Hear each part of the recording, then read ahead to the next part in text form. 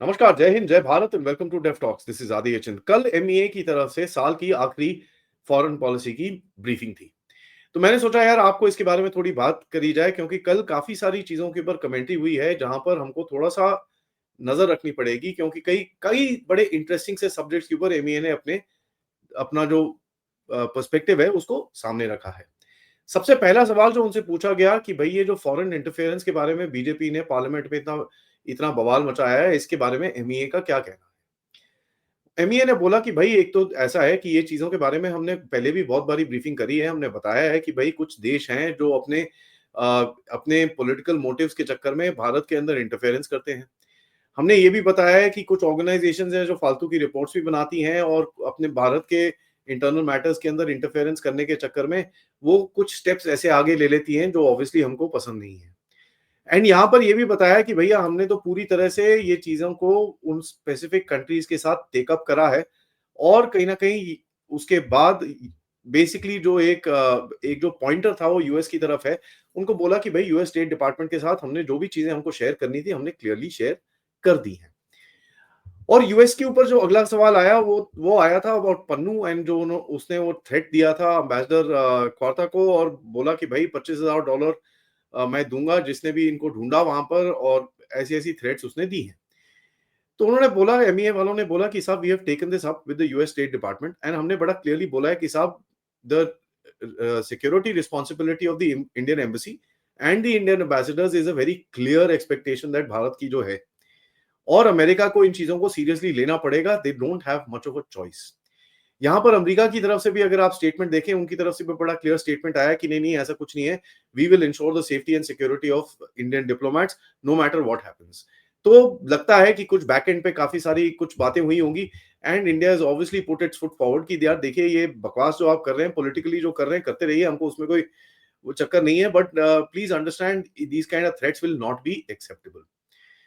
जो सबसे एंटिसिपेटेड एक टॉपिक कल काफी लोगों को जिसके बारे में सुनना था कि भाई म्यांमार में क्या चल रहा है यार, आप म्यांमार के साथ क्या कर रहे हो। ऑल्दो अराकान के ऊपर कोई डायरेक्ट क्वेश्चनिंग नहीं हुई, बट म्यांमार जैसे जनरल सब्जेक्ट के ऊपर एक क्वेश्चन हुई। तो भारत ने बोला कि भाई 19 दिसंबर को एक म्यांमार के बारे में जो थाईलैंड में मीट हुई थी, हमने वहां पर उसके साथ उसमें हमने पार्टिसिपेट करा है। ये सब वही कंट्रीज हैं जो म्यांमार के साथ लैंड बाउंड्री शेयर करती हैं, और उनके स्टेबिलिटी और अंदर की सिचुएशन के बारे में हमने कंसल्टेशंस म्यांमार के साथ और बाकी कंट्रीज के साथ भी करी हैं। और इन्होंने बड़ा क्लियरली बोला कि हमारी पोजीशन बड़ी क्लियर है कि भैया ये जितनी भी लड़ाई झगड़ा चल रहा है इसको बंद करना चाहिए, and restores ethnic balance in the country and एक जेन्युइन फेडरल डेमोक्रेसी की तरफ म्यांमार को जाना चाहिए। Of course that is wishful thinking, ये बोलने वाले स्टेटमेंट्स हैं, and which obviously need to be said at the right time. But एक चीज उन्होंने बड़ी क्लियरली बोली कि ये जो भी प्रोसेस है it can not be influenced from the outside, it needs to be Myanmar led and Myanmar owned. ये बड़ी इंपॉर्टेंट चीज है, क्योंकि देखिए भारत एक ऐसा रीजनल पावर है जो बोलता है यार we will not interfere in your internal affairs. ये चीजें जो आपके देश के अंदर हो रही हैं वो कंसर्निंग है, लेकिन इसका सोल्यूशन आपको ही निकालना है। You want a help, let us know, we will help it, but we will not be interfering in your internal affairs. अब जो कोवर्टली चीजें होती हैं वो तो अलग ही चीज है। अब जिस तरह से आराकान का गेम चल रहा है बांग्लादेश के साथ, those are things that you obviously do, और ये जुंता को भी वहां पर पता होगी कि यार भारत ये चीजें कर रहा है यहाँ पर, एंड किस तरह से बांग्लादेश की ठुकम ठुकाई वहां पर चल रही है।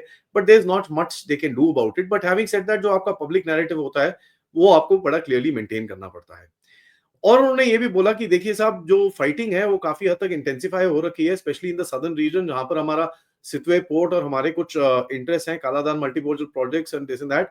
लेकिन बड़ा क्लियरली अगर आप देखें इसको कनेक्ट करें पार्लियामेंट में जो स्टेटमेंट्स आए कि everything is going well, and जितनी भी हमने इन्वेस्टमेंट करी एवरीथिंग इज फाइन, एंड इसको कंबाइन करेंगे अराकान आर्मी के अपने स्टेटमेंट से जिन्होंने बोला कि साहब the two great powers in Asia जिनके यहाँ पर इंटरेस्ट है इस रीजन के अंदर, we will ensure that their safety and security is taken care of. दो कौन सी ग्रेट पावर्स हैं, एक भारत और ऑब्वियसली दूसरा चाइना। इसके ऊपर आपको सब पता ही है, अभी दोवल साहब चाइना भी होके आए थे तो वहां पर चीजें भी कुछ और आगे डिस्कस जरूर हुई होंगी। बांग्लादेश का सब्जेक्ट लिखना, उन्होंने बोला कि देखिए यार हमारा तो हमेशा से एक एक वो रहता है कि we want to have good relations with Bangladesh, but जिस तरह की चीजें बांग्लादेश में चलती हैं this can not be actually put across, and हम लोग उस रिलेशन को आगे नहीं लेके जा सकते।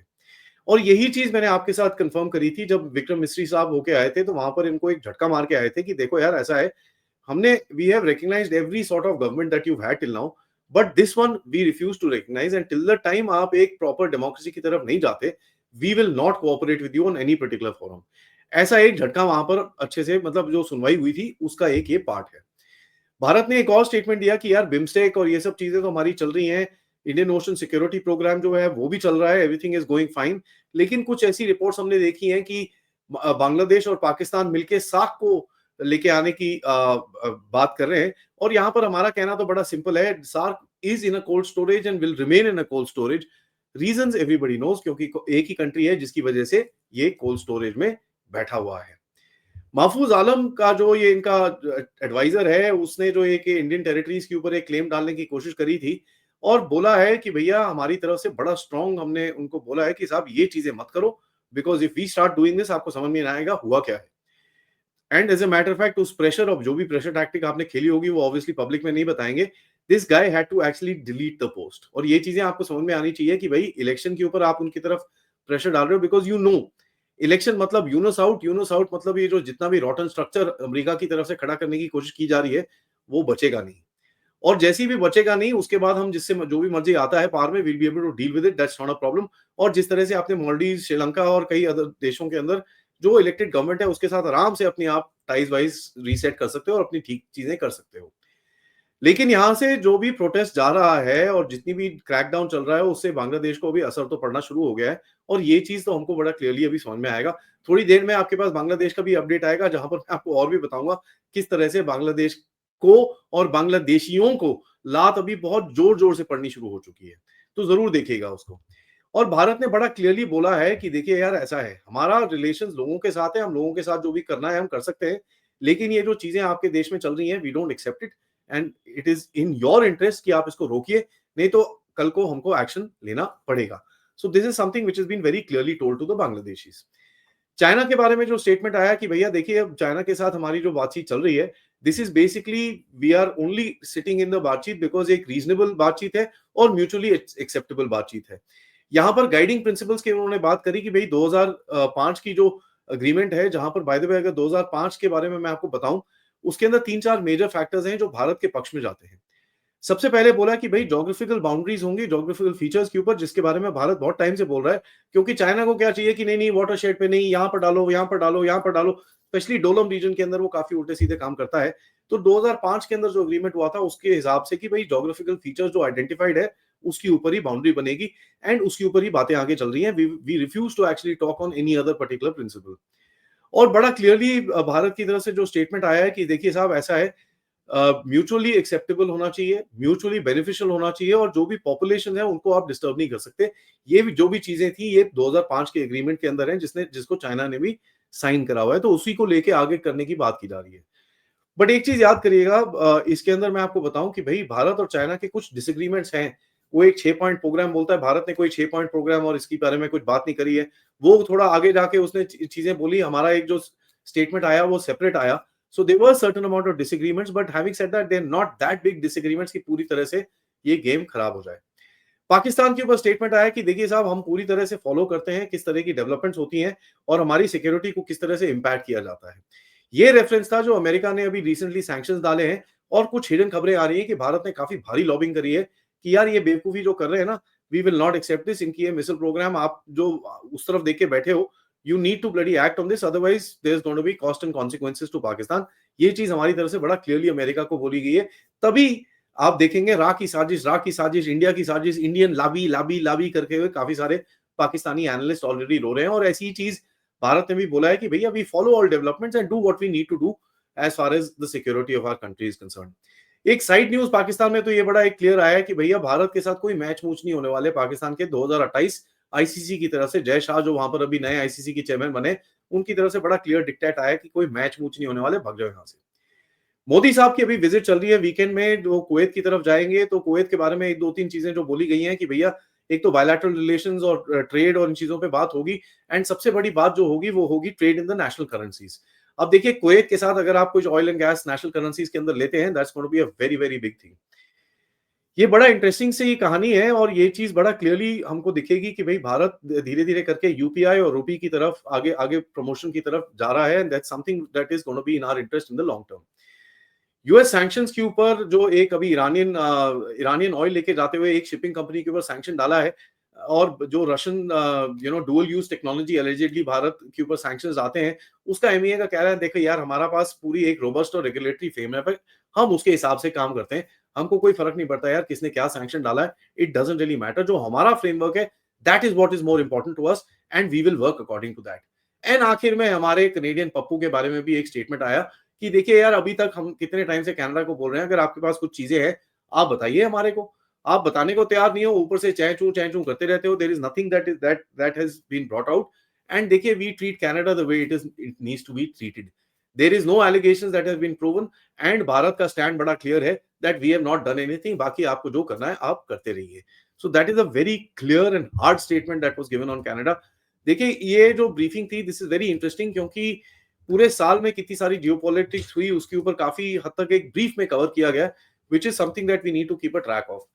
भारत के अभी डिप्लोमेसी और जियोपॉलिटिक्स अभी आगे बढ़ेगी, क्योंकि जैसे जैसे करके 20 तारीख जनवरी आएगी, you will find a little change in our tactic and a little change in our stand. तो लास्ट ब्रीफिंग में जो चीजें उन्होंने बताई, अभी अगली बारी जो ब्रीफिंग होगी अगले हफ्ते में, अगले 2-3 हफ्ते के बाद जब ये नए साल में ब्रीफिंग्स होंगी, तो आपको दिखेगा there is a certain change in stand that India will start taking up, and that will be very very interesting to actually watch. ये वीडियो को लाइक करिए, सब्सक्राइब करिए चैनल को अगर आपने नहीं करा है, most importantly share this with your friends and families. मैं सबसे रिक्वेस्ट करूंगा कि अगर आप इस चैनल की तरफ कंट्रीब्यूट भी कर सकते हैं, please do so using the QR code या फिर पेपैल या फिर super sticker super chats use के करके, या फिर आप मेंबर्स भी बन सकते हैं। थोड़ी देर में जैसे मैंने आपको बताया कि आपके पास अपडेट आएगा अबाउट बांग्लादेश, जैसे मेरा डेली अपडेट रहता है, और जिस तरह से भारत अभी लात मारनी शुरू कर रहा है, पहले तो बांग्लादेशियों को और दूसरे बांग्लादेश इटसेल्फ को, इसमें अभी दर्द जो है वो सुनाई देना शुरू हो चुका है। तो जरूर देखिएगा, आज दोपहर में 3:15 नहीं 3:30 बजे हम मिलेंगे अरिंदम मुखर्जी से, जो बात करेंगे भाई गहरे राज्य ने इतने सारे खेल जो खेल रखे हैं, इतनी सारी जो जंगें लगा रखी हैं, इसमें ये जीतेंगे कि इनके हाथ अभी बहुत बुरी तरह जलने वाले हैं, इसके बारे में हम थोड़ी बात करेंगे। और रात को मैं आपके साथ में बात करूंगा कि भाई आज से गहरे राज्य की तरफ से मैं आपको बड़ा क्लियरली ये चीज बोल रहा हूं कि भारत की जो पॉलिसी है उनको भी अभी समझ में नहीं आ रहा है यार किस तरह भारत को हैंडल करना है, और ये मैं आपको प्रूफ की तरह साथ दिखाऊंगा। तब तक जय हिंद, जय भारत।